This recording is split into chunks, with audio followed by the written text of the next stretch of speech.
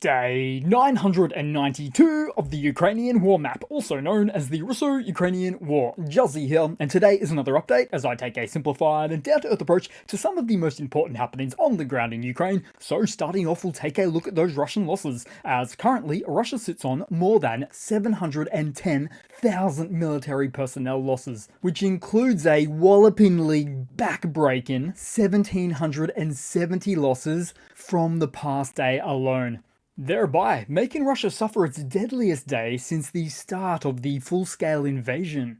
The previous record high was from May of this year, sitting at 1,740 losses. But to give you a bit of further added context here, the top 10 days of Russian combat losses throughout the war, displayed right here, most of which occurring in just the last 3 weeks or so. So this blood-bathed calculus exists inside the current dynamic of the unfolding war, with more active fronts truly seen now than at any other time during the full-scale invasion.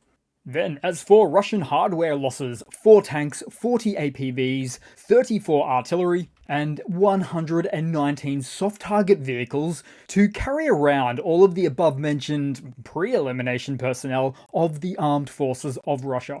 Then we'll head across to the map now, into Russia, where the big freeze has already been taking its toll on numerous occasions, where many parts of the country have hit sub-zero Celsius temperatures, which is equivalent to 30 degrees Fahrenheit or less. Take, for instance, most recently, the Moscow region faces early winter woes as Zvenigorod and nearby areas experienced widespread power outages, disrupting street lighting, heating, and even cellular services. Officials attribute the blackouts to, quote, malfunctions in electrical equipment, yet the aging infrastructure struggles under pressure, especially at this time of year, surely leaving many concerned about ongoing heating and power issues this coming winter, that technically hasn't even commenced yet. Then jumping across to Kursk on the map, where Ukraine's 47th Mech Brigade deployed 2 Bradleys in Novovenovka, landing infantry units in the forest strip at these coordinates as they engaged Russian positions just beyond, which certainly makes for quite the Ukrainian offensive-based operation on these parts of the Kursk front lines. Also note here, despite during grenade launches and FPV hits, the Ukrainian forces successfully managed to preserve both their vehicles and skilled crews.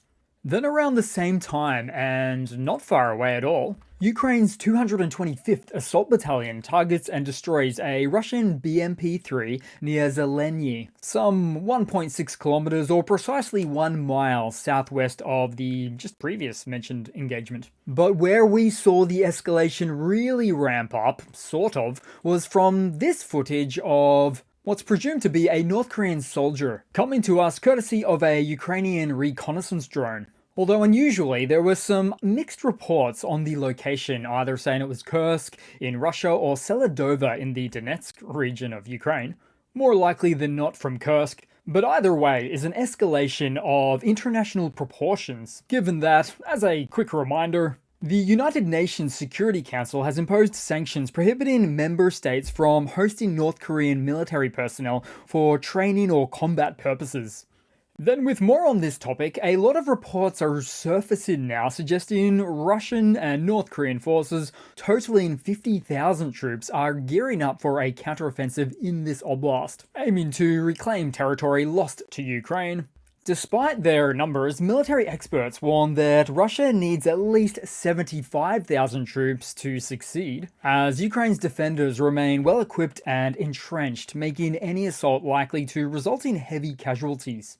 And it really appears that Ukraine is privy to a number of constants with regards to their army right here, from better logistics to more and better drone coverage than that of Russia. Then on the flip side, the need for Russia to attack through increasingly muddier conditions in the north, compounded by concerns of Ukraine's artillery coverage, which is known to be quite exceptional on this front as well. So when it's said that Russia really needs to amass 75,000 troops, then these examples are some of the realities that it is likely based upon. And yet, most expectations would be that Russia feels the need to leave no stone unturned in this Kursk sector, as it's very probable that Russia looks to take back the Kursk region by the time of the next US administration that assumes office on January 20 next year, being that the Kremlin would expect this to be a better position to barter with later on.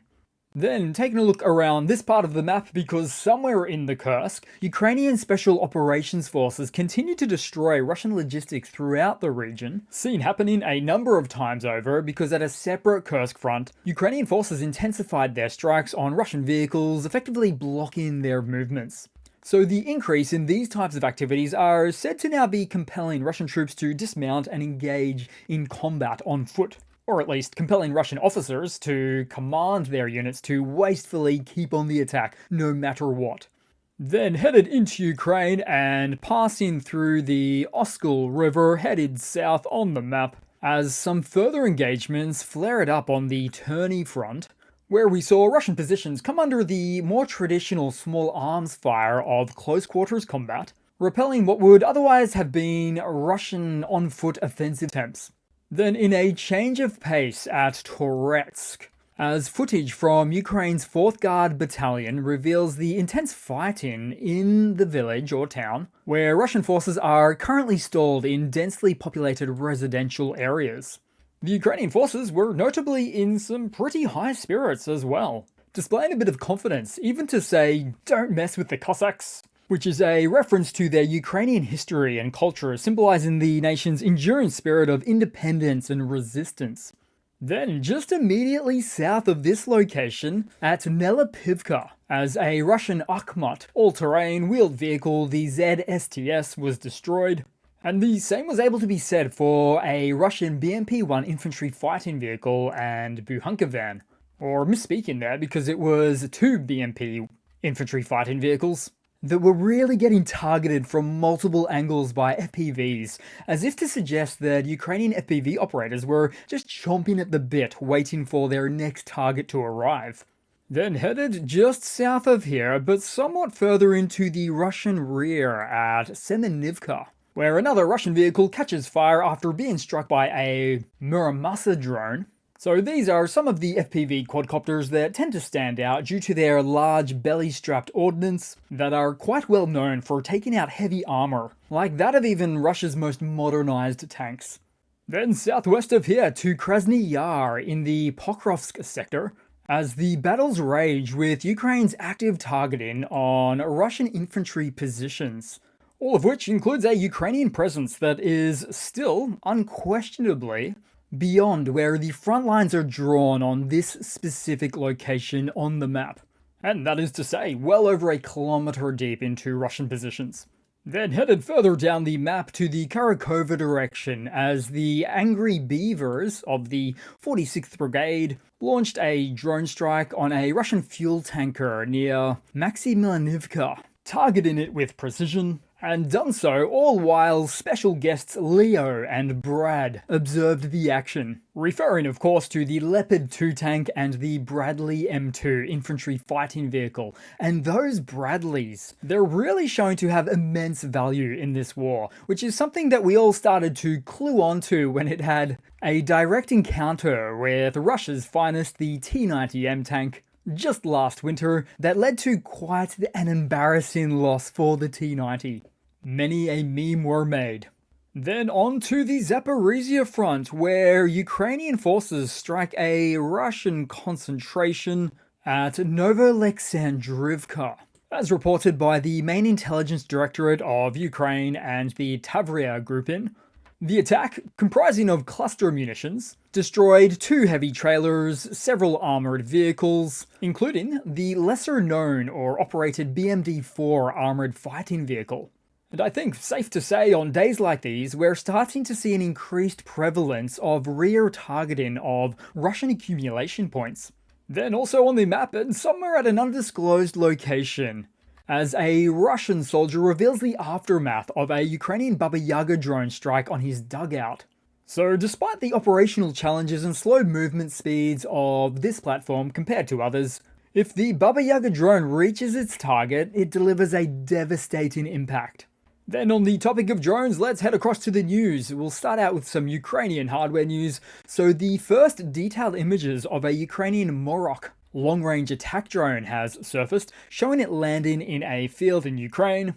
These little-known UAVs have a flight range of up to 800 kilometers, approximately 500 miles, and include a 30-kilogram payload, or about 66 pounds. So this is now just one of the many aerial platforms that Russia is increasingly coming up against in deep strike targeting. Then to some more news on the same topic, Ukrainian engineers finalized government tests for the new Flamingo VB-140 drone, designed to intercept Russian reconnaissance UAVs like the Orlan, amounting to the enhancing of defense capabilities. The manufacturing CEO emphasizes that this drone is crucial for protecting civilians and military personnel, while the company also develops a new model aimed at countering Russian strike drones. Now, all of these platforms are said to have a high level of autonomy and are equipped with high-precision sensors, enabling reliable tracking and interception of aerial targets. The innovation continues. Then add to all of that, Ukraine is also actively developing decoy UAVs like the Distractor that you see here, all as a means to divert Russian air defenses while also training FPV operators in intercepting fixed-wing reconnaissance drones. And as you might guess, they are cleverly constructed to have a much larger radar cross-section, the radar signature, which makes them appear like larger drones. Perfect for Russia to get that feel-good hit. Then in some more news, France is supplying Ukraine with a new batch of the Scalp air-launched stealth cruise missiles this winter. The delivery, which includes around a dozen Scalps, also features an additional batch of the Mistral surface-to-air missiles. But as for the Scalps, does anybody remember when Ukrainian-operated Scalp missiles used on Ukrainian territory, Russian-controlled, was unquestionably a huge red line from the Kremlin's perspective? Well, we've come a long way, baby. And at this stage, it's almost impossible to believe that anyone could even consider that a red line these days. Even if it did take out a dry-docked Russian submarine or naval HQ in occupied Crimea, to say the least. Then headed across to some Russian economy news, as things are getting pretty serious. Take this example. Apartment sales in new buildings plummeted across Russia, with Moscow and St. Petersburg experiencing declines of 48% and 55% respectively. Cities like Voronezh, Samara, and Krasnoyarsk face catastrophic drops of 76%, 79%, and 82%. But really, after all, you can't have a devastatingly impacted economy without the fall of real estate prices following suit right alongside it. Hallmarks of an economy in serious trouble, as real estate prices are inextricably linked to the health of the market and the local economy. So this latest decline of which signals that large development companies which financed and constructed these buildings may now face a real estate domino effect as they struggle to recoup their investment amid slowing demand. Somehow, it almost feels like a story as old as time, as these are the types of pretty serious indicators that any country has to look out for. Then to somewhat of a related story to round off the video today, guys, and not exactly a funny, and indeed quite grim, but at least the kind of grim topic that probably won't leave you feeling low. As there has been numerous discussions now within Russia where it looks like the Kremlin is trying to pull a fast one on Russian citizens, freezing their bank deposits to avoid, quote, crazy inflation, demonstrating their willingness to unilaterally seize private assets and any substantial savings held. So here's the thing, they could print more money, quite easily, more rubles, but of course that leads to more inflation. So what they're quite seriously looking to do is access many small existing pools of savings, but it's probably the least popular move that you could make against your own citizens. Now, not long ago, I hypothesized about austerity measures, but this is some really next level stuff right here. Now, experts predict a wave of corporate bankruptcies in the coming months within Russia, and especially during 2025, underscoring the fragility of the Russian economic system under the Kremlin's management. So this is what it's come to in Russia, a government so strapped for cash that it's eyeing everyday Russians' life savings. And no less, right at the time when the country is dealing with unprecedented skyrocketing interest rates, combined with the already unsustainable massive inflation. And all for a war where I've seen so many Russian citizens interviewed who can't actually put into words why the SMO is even happening. And that's even after all the propaganda they get exposed to day in and day out. So I'm thinking the seizing of bank savings will go down just about as well as the banning of alcohol in Soviet Russia just prior to its early 90s collapse.